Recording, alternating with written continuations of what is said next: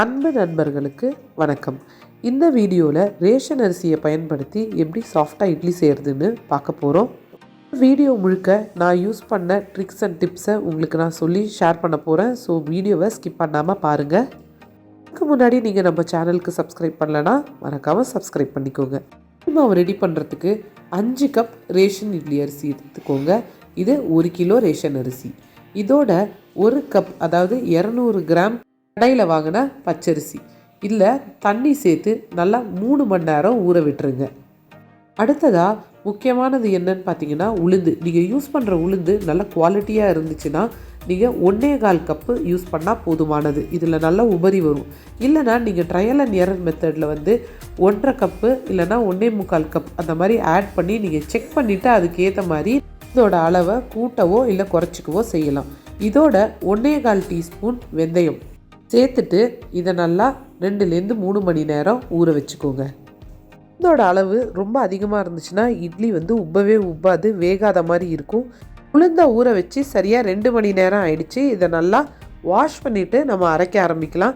உளுந்து அரைக்கிறதுக்கு 3 கப் தண்ணியை அப்பப்போ கொஞ்சம் கொஞ்சமாக சேர்த்து நல்லா சாஃப்டாக லைட் வெயிட்டாக உபரி வர அளவுக்கு எடுத்தாலே ஸ்டிஃப் பீக்ஸ் ஃபார்ம் ஆகிற அளவுக்கு நான் மாவை அரைச்சி எடுத்துக்கிட்டேன். இப்போ பார்த்தீங்கன்னா தெரியும் மாவு எப்படி இருக்கணும்னு நான் எடுத்து காட்டுறேன். இந்த மாதிரி ஒரு விரலால் எடுத்திங்கன்னா அந்த மாவு கீழே சிந்தக்கூடாது.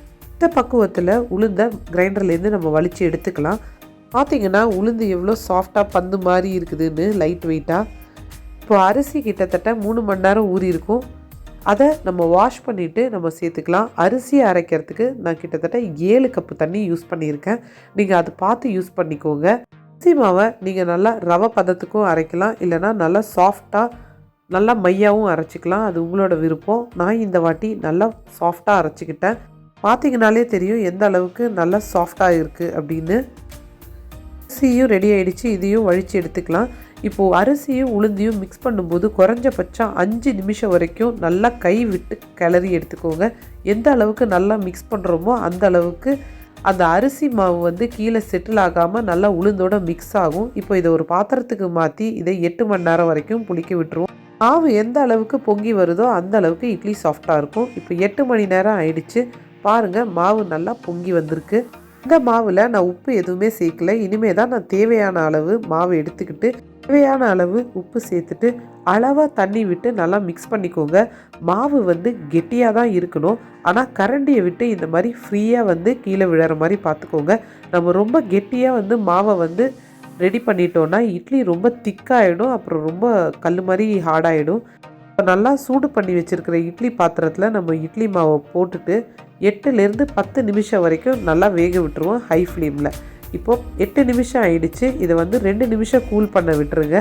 அதுக்கப்புறம் நம்ம இட்லி பிளேட்லேருந்து ரிமூவ் பண்ணிடலாம். நீங்கள் பார்த்தீங்கனாலே தெரியும் இட்லி நல்லா உப்பி சாஃப்டாக இருக்குதுன்னு. நானே ரேஷன் அரிசியில் இட்லி சுடும்போது இந்த மாதிரி பல சவால்களை சந்தித்து இதை ஒரு கரெக்டான மெத்தட் மாதிரி கண்டுபிடிச்சி நான் இது வரைக்கும் யூஸ் பண்ணிக்கிட்டு இருக்கேன். எனக்கு இட்லி எப்போவுமே சாஃப்டாக தான் வருது. நீங்களும் இந்த மெத்தடை ட்ரை பண்ணி பார்த்துட்டு உங்களுக்கு இட்லி எப்படி வந்துச்சு அப்படின்றத சொல்லுங்கள். மீண்டும் உங்களை இன்னொரு சூப்பரான வீடியோவில் சந்திக்கிறேன். நன்றி.